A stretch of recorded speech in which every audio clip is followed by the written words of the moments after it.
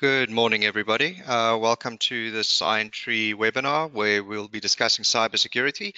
We're going to look at emerging threats, security trends, etc. Your webinar today will be hosted by myself, Jaco Limburg. I'm the marketing manager at IronTree. And the presenter is David Lees. He's the joint CEO of IronTree. And then we also have a special guest panelist, Dominic Richardson. He's the marketing manager of Panda Security Africa. So guys, hope you enjoy it. If you have any problems, please feel free to raise your hands or propose any questions inside the GoToWebinar app. I'll be looking at that while the other two gentlemen run with the webinar. And at the end of the session, we'll have a few questions and answers. So if you have anything specific that you would like to know, please feel free to propose your question in that section. All right, guys, enjoy the webinar. Dave, over to you. Thanks. Thank you, Jaco, and morning, Dominique, as well. Thanks to those guys who have are attending the webinar. Just to start off, about 2 or 3 months ago, I got a call from one of my wife's friends. Let's call her Jackie. She phoned me in the middle of the morning in a bit of a panic. She's a speech and hearing therapist who runs her practice from home. And she phoned to say she's got this message on her laptop screen that says, congratulations, you've been attacked by a ransomware, whatever strain it was. Your files have been locked, and unless you pay whatever the amount was via a Bitcoin account, all your data will be permanently locked and unavailable to you. She asked me what she should do, and I said, well, you can either pay the ransom, which wasn't really an option because she'd kind of left it for 2 or 3 days, and I think the time to pay had already expired. So I said, well, restore backup, and she didn't have a backup. And as you can imagine, this caused a lot of chaos. The reason I tell this story as an introduction is because I think the kind of general feeling that I get, or the sense that I get from speaking to people, is everyone is aware of cybersecurity. Everyone has kind of heard these terms, malware and ransomware and a whole lot of other stuff, which Dominic's going to explain.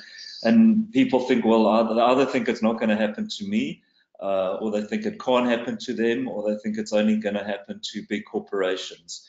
And I think the kind of indication from that story is that it doesn't matter how big or small your organization is, whether you're an individual or a company or an enterprise, you can get hit by cyber crime. Okay, so let's move on a little bit. Really, I'm going to hand over to Dominic at this point. And Dominic, although Jaco introduced him as the Chief Marketing Officer for Panda in Southern Africa, what most people don't know, and what I didn't know until recently, is that Dom's background was very technical. So he's a kind of a weird kind of person who knows the technical part of this topic, and he also knows how to explain it from a marketing point of view. So great to have you on this webinar, Dom. And then Dom's going to talk through these points on the slide. There is quite a lot of wordiness and text on the slide. Don't worry about that. We had to put it in because we are going to distribute this presentation to those of you who attended. But Dom, I'm going to hand over to you at this point, and you can go through the slide. Thanks so much, David, and good morning to everyone on the webinar. So let's have a quick look here. We've got some of the most common cyber attacks. And obviously ransomware up first. So ransomware is a type of malware, but it's by far the most prevalent malware, and I'm sure everyone has heard at least something about ransomware in their day-to-day lives. It's really hitting a lot of people, and it's what it actually does is it infects your machine and encrypts all your files, and then asks you for a ransom to get the decryption key for those files. So it's really quite simple in concept. It's effectively blackmail. But it was quite ingenious when it first came out from a malware writer perspective, because it was quite a simple piece of malware, but very difficult to stop and very difficult to detect because encryption is not a malicious activity. So that really gives you a quick description of ransomware, and we will go into it a little bit later with a bit more detail. Social engineering is quite an interesting one as well. It's much more psychological. It's all about actually tricking someone into giving up information that will allow an attacker to get into their system. So there's no technical mumbo jumbo, no malware, nothing like that. It's actually all about just the psychological aspects of human nature and trying to trick someone into giving up something that they shouldn't be. Unauthorized access is very much the way it sounds. Someone gets hold of some account credentials that they shouldn't have, or perhaps you've got an employee that you forgot to revoke their credentials, things like that. All of that is unauthorized access and can lead to sort of some serious havoc. So it's definitely something to keep an eye out for. And again, not something that a solution is going to protect you against. It's actually something that you need to keep an eye on in your sort of day-to-day company lives. Theft of digital assets.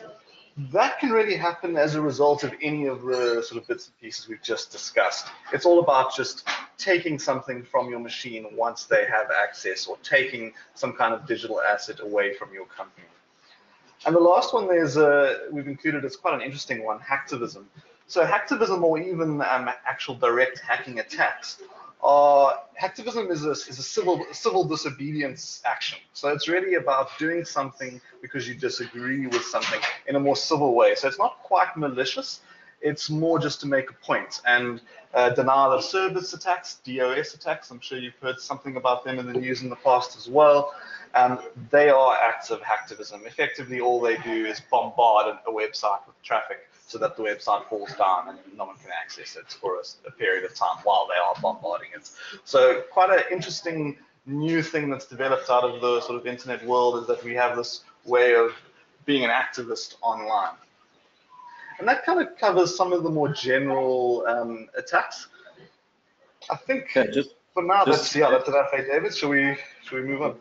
Yeah, just to add in there, just on the point about ransomware, and I know you alerted us to this earlier, Dom. The 400,000 new strains, that's 400,000 new strains of malware per day, not ransomware. And whether it's malware or ransomware, I mean, think about it, that's quite a ridiculous statistic. 400,000 new strains of malware per day. And correct me if I'm wrong here, Dom, but a new strain could just be like an existing strain that some hacker or some author of malware has changed 1 or 2 bits in the code. Exactly.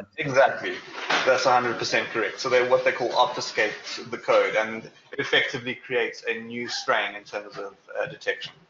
Okay, right. Let's move on.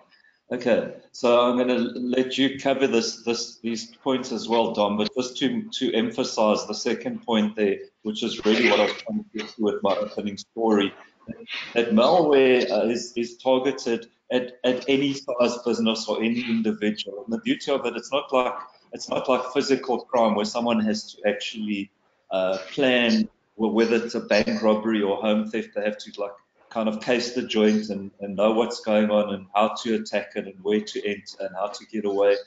With cybercrime, really, correct me if I'm wrong again, Dom, but the point is, once you've got the code or the means to release some kind of technology, there's no planning needed. It's like a shotgun style thing, and some people are going to be victim and others are going to be protected. Exactly, and we'll cover kind of some of the ways in which that can happen in a moment, but you're 100% right. Everyone can be affected. It doesn't really matter what size company you are, and the truth is that so many of us have already been affected and potentially don't even know about it. And that's just because while ransomware pops up a nice message saying, by the way, you've been hacked, we want money, most other types of malware don't do that. In fact, they do the exact opposite. They try and avoid you noticing that they're there entirely. And things like banking trojans that steal banking credentials, all those kinds of malware, they really don't want to be found. So they do the exact opposite of ransomware. Just looking at some of the other stats we have there, so 80% of hacking related breaches leveraged either stolen passwords or weak or guessable passwords. This is a big problem, and you'll notice that a lot of people have started talking about using password managers to try and keep track of all your passwords and to use stronger passwords, and that is quite good advice. Easy passwords is a big problem, and it makes you just so much easier to hack, because if you're using a password like 12345, everyone knows that password. It takes like 4 seconds for the average hacker to break a password like that. So really something to keep an eye on is how strong your passwords are.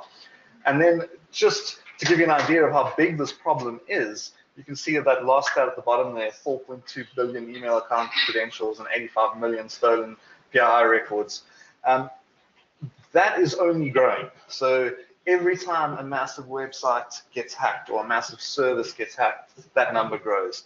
So it is really important to make sure that you also use different passwords across sites, because if one site gets hacked, that password could be out there. And if they have your email along with that, they can immediately go, oh, well, I've got this email and this password. Let's try another service with that same email password combination and see if we can just get in.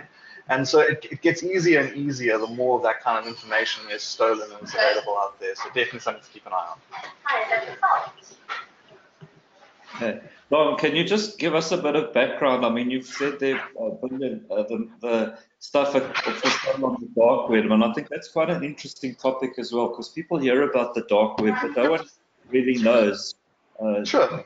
So it's actually, it sounds all mysterious, but in reality, the dark web is just the parts of the internet that haven't been indexed by Google and other search engines. In other words, the parts that aren't easily searchable for the average person.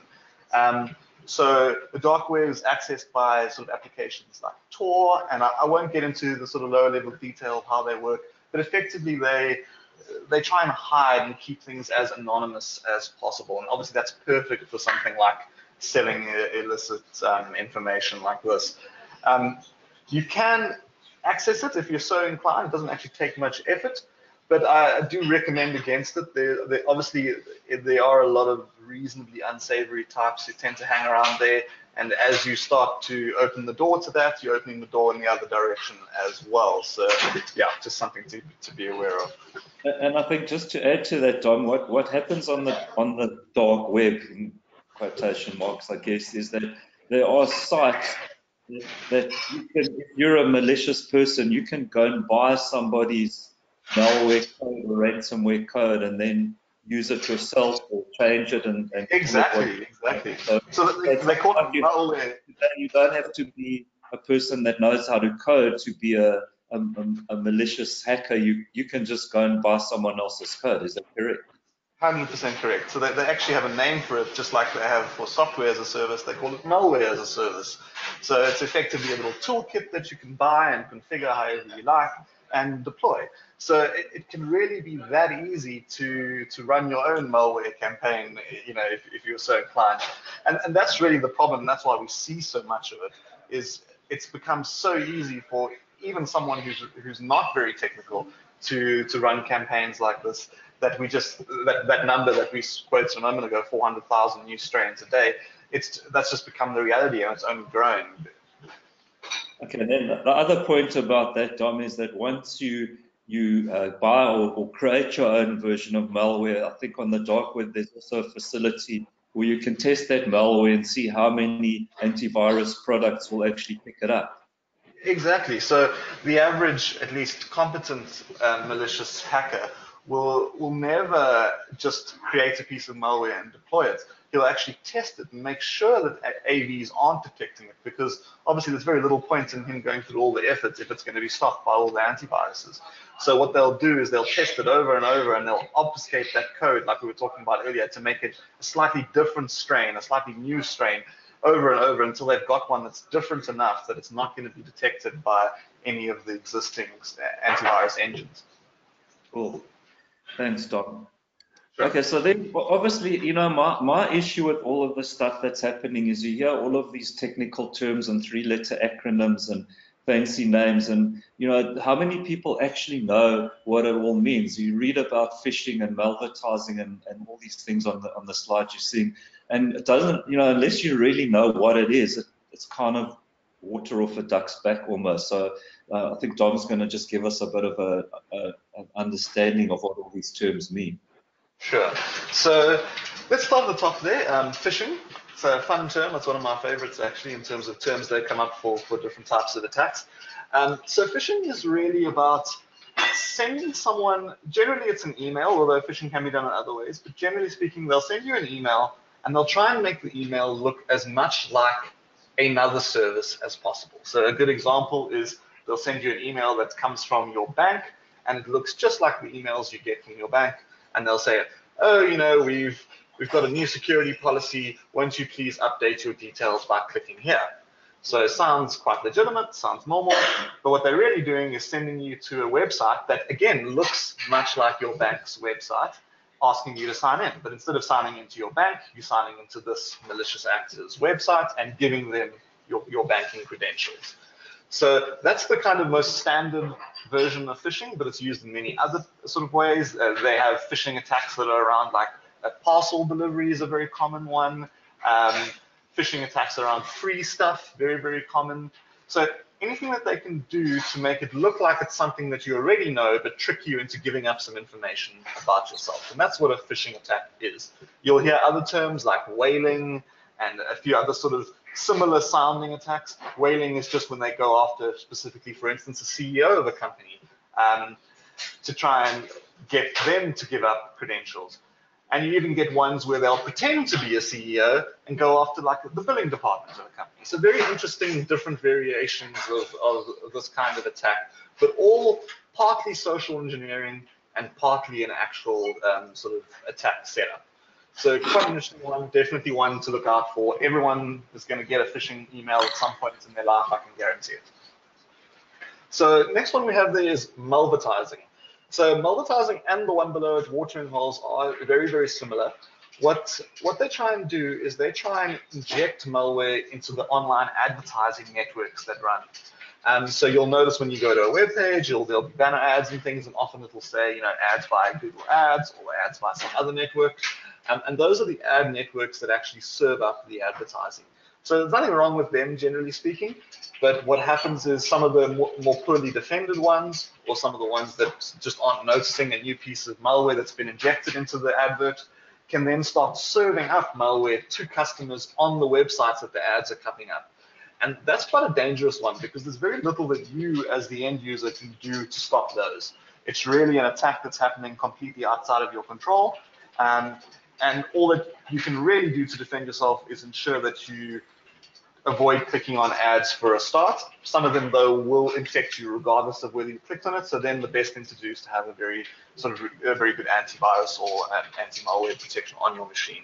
But they are quite one of the more scary ones, and you will hear about them in the news every so often, particularly when a large website becomes the victim of this. I remember, I think a few years ago, New York Times was hit by this kind of attack, where the advertising platform they were using started sort of infecting their visitors. So quite a dangerous one, that. Watering holes, very similar.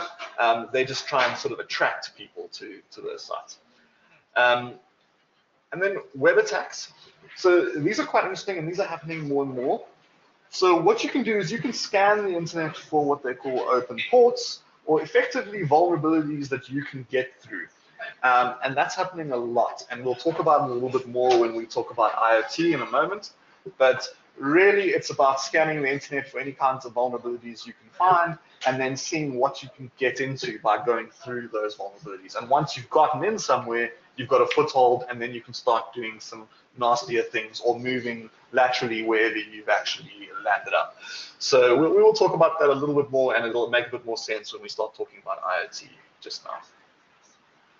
So what can attackers do with your credentials? What can they do with the stuff that they're picking up from the attacks we've just discovered?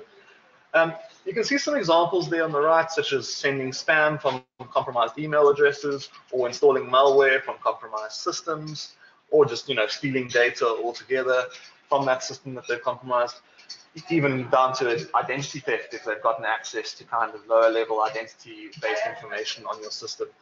But really, the truth is that the limit is the hacker's imagination, and that's quite a problem. Because the limit is their imagination, often our lack of imagination makes us think that we're reasonably safe, and I don't care about that information, it doesn't matter if that information is leaked. But the truth is that someone is going to come up with a way to use that information to harm you, and that's really the trend that we're seeing, that most personal information should be kept as personal as possible, regardless of whether you think it doesn't really matter whether that's released or not. And a nice example of how this can happen is actually with ransomware. Not related to personal information exactly, but ransomware didn't use any new technology. It didn't use any fancy techniques. It really was just a clever idea that some malware writer came up with, and as you know, it took the world by storm. So it's not always about what new attack technique or what sort of new technical thing has become available. It's sometimes just about how good the hacker's imagination is. Thanks, Don.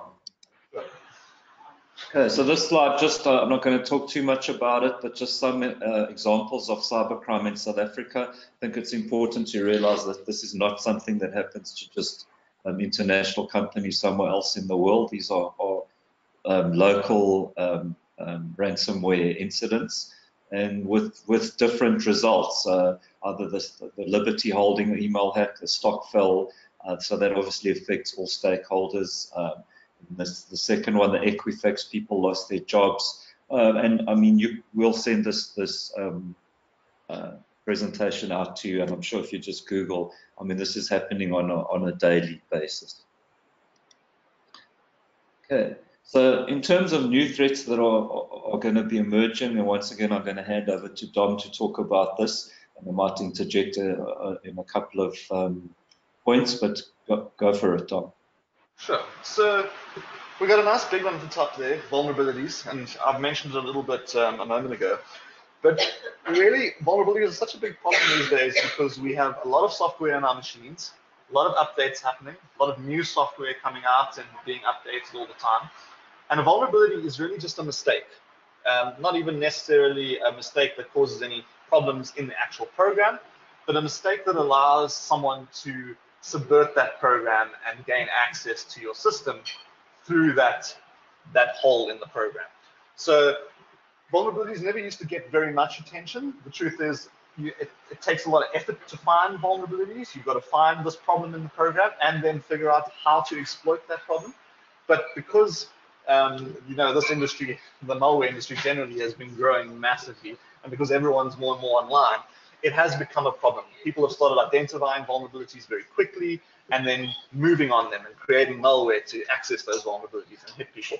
So it's become quite important to keep your software up to date, keep everything as up to date as possible. You'll notice that often, Microsoft has Patch Tuesday where they'll release patches that update Windows and normally patch the most critical vulnerabilities they've picked up. And they rate vulnerabilities in terms of how bad they are, in terms of how much access an attacker could get by exploiting that vulnerability. So the critical ones are always the first to be patched, and that's really one of the reasons it's really important to keep all your software up to date and all your systems up to date.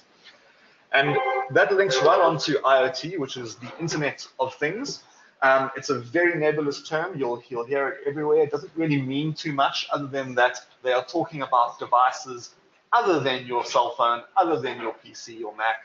So in other words, other than your standard computers, they're talking about anything else that has a computer but also has access to the internet. So we're talking about IP connected cameras, we are talking about fridges, almost anything that they want to connect to the internet these days, and that number is growing constantly. And the real issue there is that those devices aren't always that well secured, so they're not very well secured against the internet, and people can actually take advantage of vulnerabilities in those devices to access and control them. And then what they do with them is they create botnets. And you'll see that's our next point there. And a botnet is really just anything, a computer, a phone, an IP-connected camera, anything like that that has been taken over by a hacker to form part of a bigger network. That's really the definition of a botnet. And what they often use botnets for is for DDoS attacks, which is a denial of service attack. And I mentioned it a little while ago when we were talking about hacktivism. It's a great way to shut down a website if you're unhappy with their practices. So what hackers will do is they'll get massive groups of devices together that they've taken over using vulnerabilities, and then they'll use that entire group to attack a single spot, which means that you no longer have to have thousands of people all working together in an act of civil disobedience like with hacktivism. You can now just be a one-man show who's taken over a whole lot of other machines to do that work for you. And unfortunately, hacktivism and DDoS attacks are not the only things botnets can be used for. They can be used for sort of more malicious activities, like even coming down to actually using the computing power to crack passwords. So that you can get quite technical with what they can do, but the problem is that they've taken over your system and they're using it against your will. So we talk about better malware there, and that's really an ongoing issue. Ransomware is an interesting one, and I always like to come back to it because it is so interesting. It is better malware, but it's not more technical malware. So like I said a moment ago, it was a really good idea, and in that way it was better malware, but it's not a fancy technical piece of malware like some of the others that we talk about when we talk about better malware, like advanced persistent threats and zero-day attacks and those kinds of things that you will hear about. That is much more technically advanced malware, and we're seeing a lot more of that. And part of the reason we're seeing a lot more of that is the state-sponsored threats that we see on the list there as well. So what's happening is people like the CIA are creating malware. They're building up databases of vulnerabilities that they can use and they can build into their malware. But then a bit of their malware gets leaked, and then suddenly all the hackers online have that bit of malware to build off of and work on. And that's really what we saw with WannaCry and the Eternal Blue release and all that happened a little while ago. That was really out of a state-sponsored piece of malware. So unfortunately, not doing us all any favors there if they leak that stuff. And then, of course, there's an explosion of new devices. And we kind of covered that a little bit under IoT. There's just lots more devices being connected to the internet. And that means there's lots more vulnerabilities to take advantage of. And basically, as what we call in the industry, and a lot more of an attack surface. So there's much more surface area to actually attack. And conversely, much more surface area to defend. So I'd just like to add to that point about the IoT, the Internet of Things, and a lovely term that we see all over the place. So if you think about it, IoT devices could be things like your home automation system, not that prevalent in this country yet, but gaining popularity. It could be your alarm system or your security cameras, and anything, as Don said, that connects to the Internet. I suppose it's got an IP address. That I've read about incidents where companies have got highly secured computer networks with all the right technology to protect them against attacks, but they forgot that the security camera is an internet-connected device and that doesn't have a secure password. And they've actually been attacked by malware and ransomware and those kind of attacks via the security cameras which are connected to the network. Is that correct, Tom? Exactly. So they effectively create a chink in your armor, so to speak. So even if the rest of your network's really well defended, an undefended security camera could be the hole that an attacker is looking for. Okay, so that's a bit of a background about what is cybercrime, an explanation of a couple of the terms. What do you need to do to minimize the risk? Very easy. Some of the points there are very easy. Remain vigilant. Allocate budget and invest in your cybersecurity. And I think we're going to move on to one of the slides further in the presentation about why existing antivirus is not sufficient anymore. So you have to be cognizant of the fact that the world has moved on and what you've been investing in the past is not necessarily the right place to invest anymore. Obviously, training is very critical to get your staff trained and realize that they mustn't click on strange looking emails or emails with like attachments which look like they could be funny or whatever it is. It's just not something that you should do. Planning, we're going to be releasing the next version of a great planning tool that we have at IronTree, which will obviously let you all know when it's ready, just because we're doing some upgrading on it, which lets you plan a sequence of events that you need to do if you do encounter some kind of a threat, and the processes that you need to put in place. And then an IT audit to make sure that all of your devices that are in your company, whether they're on the network domain or not, and we'll cover that point in the next slides, make sure that you know all those devices, that they're all recognized, they're all updated, they're all secured, and just a detailed IT audit. So just on that point, we had an occasion recently where one of our resellers called us to say his client was being continuously attacked with was probably a phishing kind of attack with malware. The environment was infected constantly, even though they did have a legitimate antivirus solution in place.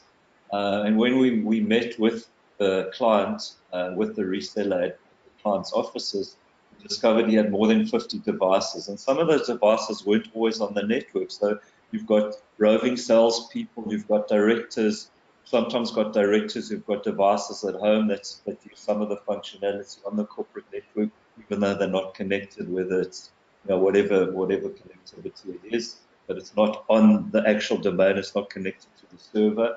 And you need a solution that can actually protect you against all of this stuff, whether your devices are on the network or not. We're going to talk a little bit more later about Panda Adaptive Defense 360, which as it says, it monitors 100% of applications. And there's another nice technical point, each endpoint. An endpoint is just a device that's connected to your network or the internet. So the Panda protection layer works via the cloud, so you don't need to be connected to the network to be protected. And since we installed this solution, this client hasn't had a single incident. Okay. All right. Another example of where this would be effective, a typical example, so you don't always get compromised by a malware attack through the internet. It could be like in this case, an employee is fired, he's not happy about being fired, there's been some kind of dispute, the person who gets fired's credentials are not revoked immediately. We know that happens in most often, that does happen, someone's fired and the email address is still valid, their login to the network is still valid because maybe no one knows how to change it and the computer consultant is not there that day. He's disgruntled, he has a list of all endpoints and devices, maybe he was some kind of IT person in the company, and what he would do is in point 2, launch a script to find out who is actually on the domain at any point in time. Then Dom, if you'll take over and describe to us what a brute force attack is and sure. So a brute force attack, you don't hear about them a lot, and it is somewhat exactly how it sounds. So you're using brute force to get in somewhere, and what they mean by that is that you are checking every possible combination.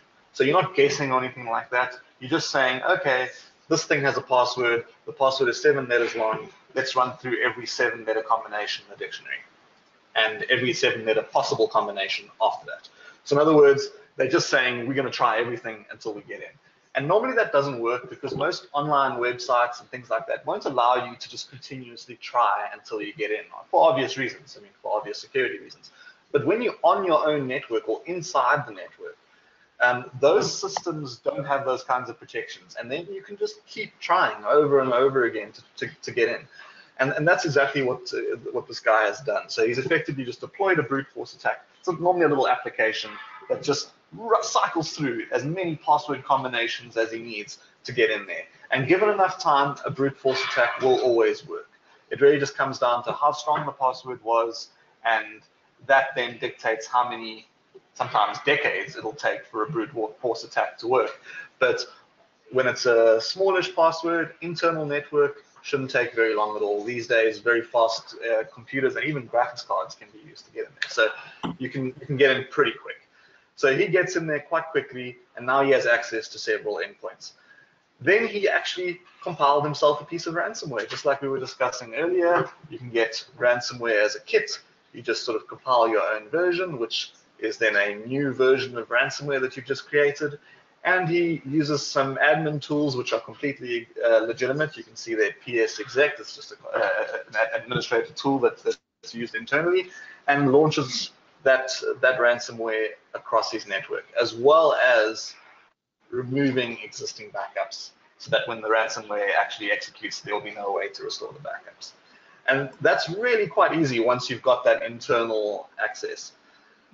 What happened in this case, though, is that our threat hunting investigation team, which is a service that's included with adaptive defense, picked up, rather the system first picked up these indicators of compromise. And that's what we call it when there are things that can happen on your network that indicate potentially something is wrong.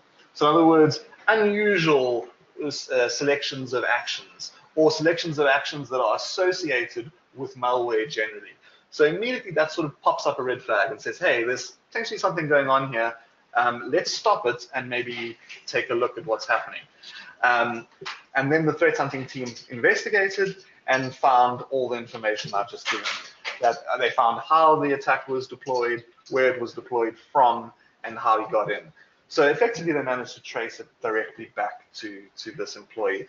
And that's really one of the big benefits of the threat hunting service, is that potentially, even if you've been hacked in the past, Panda might just give you a call and say, hey, it looks like you were hacked a month or two ago. We've picked up indicators of compromise in your data that look like a hacking attack happened, potentially something for you to have a look at. So it's really about investigating further when there's sort of less simple kinds of attacks. Like malware is a bit easier to kind of pick up and see the whole process. But when it's an internal attack like this, very little actually happened that was malicious in technical terms. And that's why these kinds of services are becoming more and more important. Thanks, Tom. Okay, so moving on. So, I mean, at this point, I would probably be thinking, gee, well, 400,000 new strains of malware a day. You've got malvertising, which injects malware into a legitimate ad, which you don't know how to counter. You've got people who can hack into your network and destroy your on-site backups. What do you do? And this is a good introduction to this slide where we were saying earlier that what you've been doing in the past is sometimes not going to be effective in the future. And why is antivirus no longer effective? And if you think about it, antivirus looks like quite a complicated slide, but it's quite simple. Antivirus is based on a signature file or a pattern. So antivirus protects you against known threats. And as you know, most antiviruses do an update every night. So every morning you would be protected against viruses which have been recognized yesterday. But anything that is changed during the day, so those 400,000 new strains, which I think, Dom, you spoke to me a few weeks ago, that new strains exist for like 15 seconds at a time. And so an antivirus is just not quick enough to pick up all those changes. It only detects known malware. It's very basic detection. It doesn't offer any information about the attack,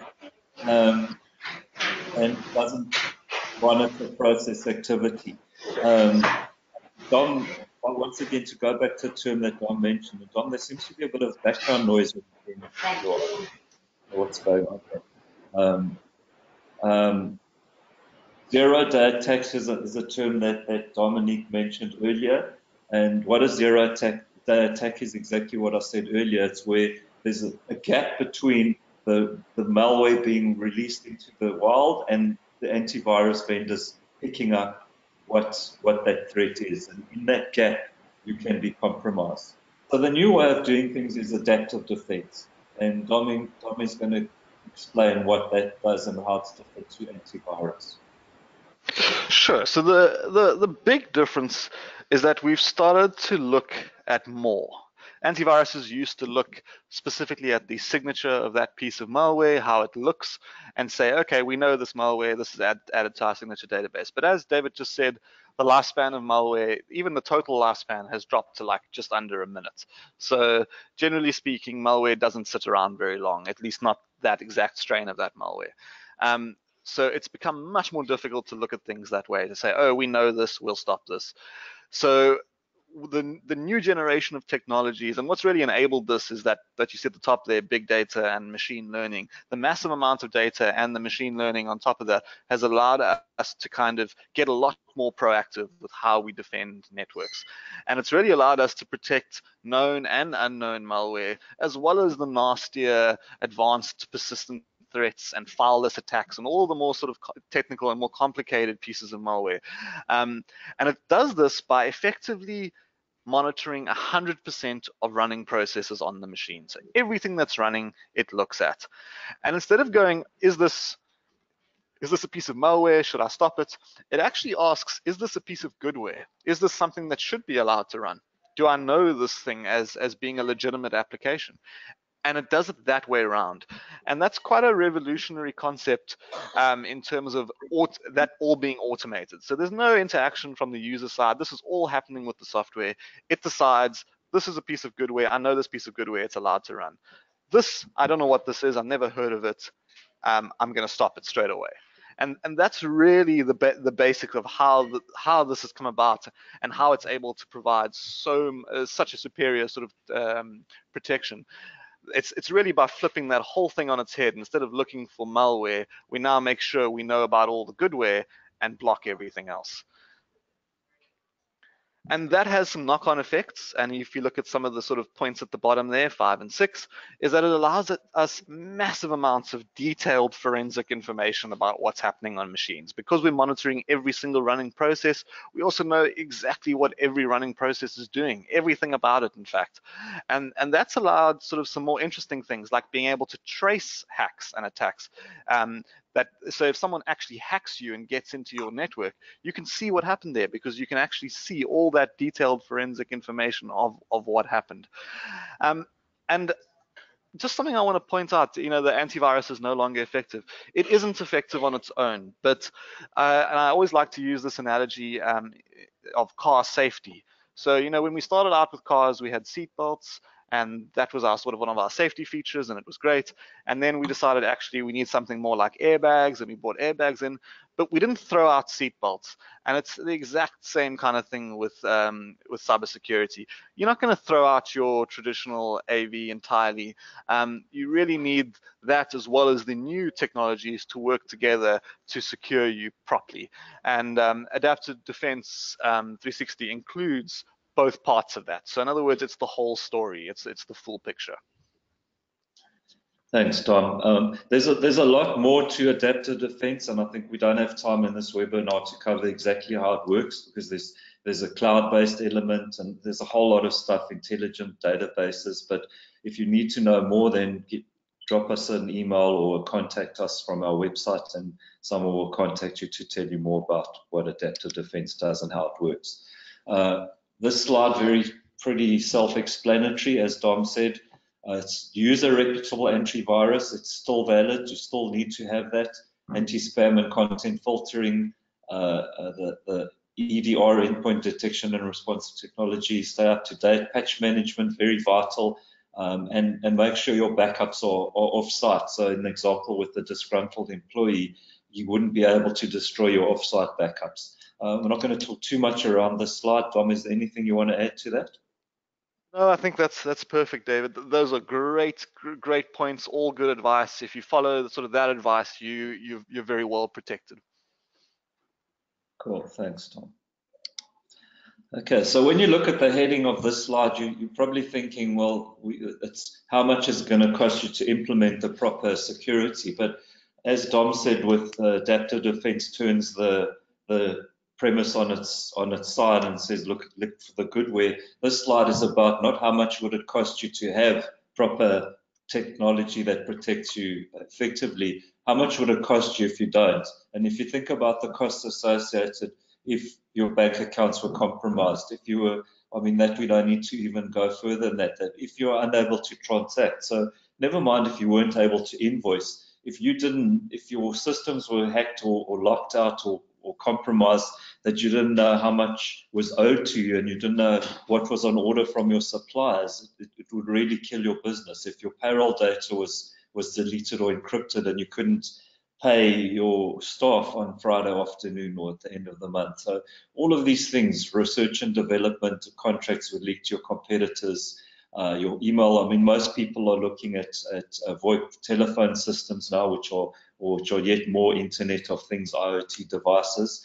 And when I talk about that, I also like to think of our own experience where, putting in place something like endpoint detection and response or adaptive defense is a cost that you don't currently have in your business, but there are costs in your business which are not necessary anymore. So the prime one being the cost of a telecom service, which if you change to voice over IP will probably halve your telecom bill. So I think you need to look at business as a whole and decide what's necessary anymore. Yes, the seat belts are still necessary, but maybe the drum brakes are not necessary anymore. So that kind of analogy. What do we offer to mitigate malware attacks and the loss or corruption of data? The Panda Adaptive Defense solution is a fully managed software as a service solution. It's a cloud hosted, so there's no big installation on your own network. There's no hardware devices that you need to buy. It offers endpoint protection of all devices, no matter where those devices are located. So whether they on your network, whether you've got a director who's traveling overseas, it doesn't really matter where they are. So the endpoint protection is also traditional antivirus, which is the thing that you need to have as well. As you probably know, IronTree does backup. We do disaster recovery as a service as well. And we do data management from a cybersecurity compliance and continuity solution aspect. So compliance is becoming a big issue as well. And I mean, we talk about the dark web and people stealing identity and compromising other information. And I think that's really what's caused the world to look at compliance, protection of personal information. And when that act is passed here, we also have a great solution for that to help you be compliant. And if you deal with the Eurozone and you need to be GDPR, General Data Protection Regulation compliant, we can also help you with that. Okay. Dom, do you want to talk about the first part of this slide? So as you can see there, the highest sort of risk in terms of your business is definitely these days around ransomware and data breaches, and that's what you're thinking about most. That's what you're trying to stop. And you do need a multi-layered sort of approach to this. And if you cover some of the points that we mentioned just now, you'll have those layers. You'll have your endpoint protection, your anti-spam, your backup. All those things come together to give you a full set of protection against these types of threats. And the truth is that one on their own never really can do enough to stop it. You kind of need those layers to make sure that it's not going to get all the way down to the bottom. The analogy we often use is that you don't want everything being caught by the goalkeeper. And that's really the truth of the matter. If everything's being caught by the goalkeeper, there's more and more chance that something's going to get through. Thanks, Tom. So what we're offering as part of this webinar to everyone who's attended, we will offer the malware audit that's we're offering at the bottom of that slide is really it's kind of a proof of concept, or more a trial of the Panda Adaptive Defense product, which is free for 30 days. And what we'll do is we'll enable that facility on your network. We'll track what gets reported over the first 2 or 3 weeks, and we'll alert you to what's actually going on your network. It's a no obligation, no cost audit process. And what we found is where we've implemented this tool at clients, in more than 90% of the cases, we've actually discovered malware which the clients were unaware of. And just to qualify, that malware is not always active all of the time. So if you think of traditional malware antivirus that's causing havoc constantly, you can get malware which is kind of dormant on the network, or either dormant which isn't doing anything at this point in time, or it's actually not dormant, it's actually sucking information and compromising data, but you don't even know that's happening. And at some point in the future, that data might be released in a manner that does compromise the company. So I think it's quite a nice offer to see what's actually going on your network. Anything I need to add to that, Doc? No, that's exactly it. I think it's well worth the little bit of effort to make sure that all your devices are protected and that there isn't something there that you don't know about. Because as I said, most malware, ransomware is a notable example, exception, but most malware doesn't want to be found. Cool. So Jaco is going to, after this webinar, and this is the last slide, by the way, Jaco will send out some kind of communication that will allow you to sign up for the malware audit very simply. Okay, I think, we could probably go on for half a day about this topic or more. And I know, having spoken to Dom and some of his colleagues at Panda, they have some amazing stories which are great to listen to and quite scary. some good success stories as well, but we don't have time for that. So at this point, thanks for attending, and has anyone got any questions, you could just type them into the box on the webinar control panel. Okay, Dave, I've got a question here. Quite interesting. So we all heard about the WannaCry ransomware attack that hit the world a few months back, and somebody's asking if they had done everything that's advised in this presentation, would they have been protected? Dom, maybe you want to take that question? Sure. So yes, actually you would have been protected. Two reasons in terms of the WannaCry attack specifically.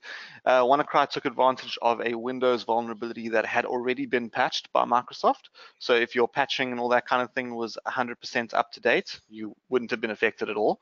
And the other reason is that Adaptive Defense, because of the model I discussed earlier in terms of monitoring 100% of all running applications, it simply didn't allow the malware to run. So regardless of when you were hit, if you were running Adaptive Defense, you wouldn't have actually been affected by WannaCry. And none of our customers who were running Adaptive Defense were. Oh wow, that's really cool. All right, next question. Yeah, I think some people might be a bit overawed by all the technical implementation speak and all the technical jargon. So a question is, how difficult is this to manage, this environment? It's very easy to manage, Jaco, especially the way that IronTree works on a sort of end-to-end solution. Fully managed solution, should I say, where we would assist remotely installing the agent on all the devices that the client wants protected, and that would be every device on the network. We then give the client or the IT manager, whoever is designated, access to a cloud-based or web-based console. The system's very, very easy to manage. There's no extra overhead on the environment whatsoever. It's very simple. Okay, I think that's answered. All right, somebody is asking, what about devices that are not in my office? Dom, do you want to maybe answer that? Sure.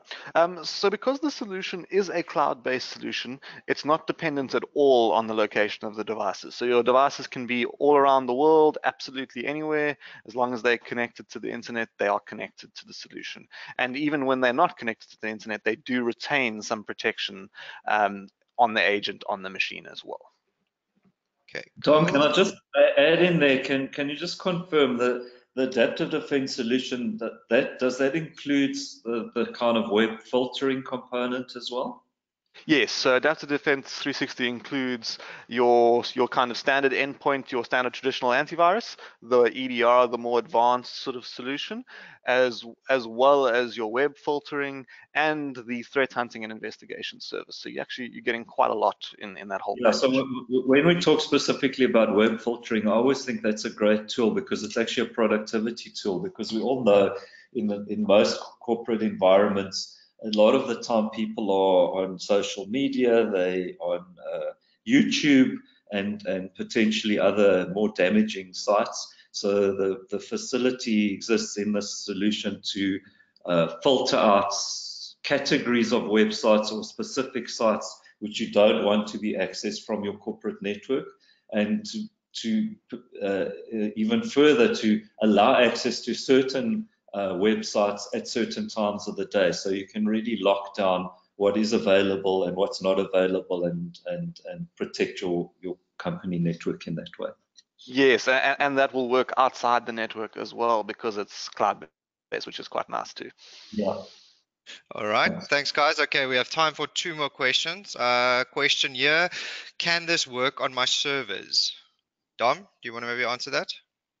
So yes, it can definitely work on your servers. It can work on all your Windows, Mac, Linux endpoints, but don't think you can only install it on your servers and protect just your servers with the solution. It's very much architected so that you need total coverage. Every device has to have the solution on, and if you don't do that, really what happens is it's kind of like locking your front door but leaving your windows open. The stuff then comes in from the side. It comes in from other machines. Instead of directly infecting the server, it'll infect via one of the other machines that's accessing the server. And what tends to happen then is you just get detection after detection after detection on your server, because all the other machines in the network are just constantly bombarding it with malware. So there's really no point in installing on just a couple machines that you think are your most high value machines. You really do need total coverage of the solution on your network. Okay, cool. Great answer. Okay, final question. I'm just going to try to phrase it correctly. Is the protection offered with the solution operational from day one, or is there some kind of learning phase or audit phase when it comes to a solution like this? That's an excellent question, Yaku. So the standard protections are all operational from day one. But with the more advanced protections, we highly recommend a week to 2 weeks audit phase where the system learns all the applications that you run on your network. And the reason for this is to basically ensure that there's no issues, no downtime when you enable the most advanced protections. Because, for instance, you might have a bespoke piece of accounting software that's specially made for your company, and obviously our system will have never seen that because you're the only person running it in the world, and you want to give the system a little bit of time to see all that stuff and analyze it and say, actually, this is all okay and we're going to allow this to run. But if you immediately turn on all those advanced protections, it could potentially block something like that, and you'd have to go in and enable it again. Not a pain, not a huge mission, but in terms of smooth operation, best practice is to have that little audit phase before you enable all of it. Okay, cool. Time for one final question. Can Panda Adaptive Defense work with my current antivirus, for instance, Not32 or Bitdefender? So does it work and complement antivirus software? So yes, another good question. So what we do is we actually have two versions of Adaptive Defense. We have Adaptive Defense and Adaptive Defense 360. And 360 is kind of the full package. It includes all the stuff we spoke about. But Adaptive Defense is just the more advanced module, the EDR module. And that can be installed alongside any existing standard antivirus like Not32. So you could just buy that version and install it alongside your standard antivirus. And that's it. Obviously, if you're very happy with the antivirus and you want to keep it, you don't want to change, that's the way to go. Only downside, of course, is then you'll have two separate areas where you'll be monitoring malware: the console for the advanced protection and the console for your current standard antivirus. All right, excellent. Hope that answers all the questions, guys. If you do have any other questions, please drop me an email at yaku@irontree.co.za. I'll be happy to respond, or at least escalate the questions if I'm not able to answer. All right, guys, that's a wrap. Hope you enjoyed it. I think it was quite comprehensive. Dominique, thank you so much for your time. We always appreciate having a session like this with you guys. And David, thank you very much for your input. Guys, be on the lookout for our next webinar. I think we're going to try to squeeze in one more webinar before the end of the year, but we'll communicate that accordingly. Be sure to look out for the email that I'm going to be sending you with the slide deck, as well as the invitation for the malware audit. We're quite excited about that new offer that we can give to our clients. And yeah, thank you so much, and hope you have a great day. Cheers, guys.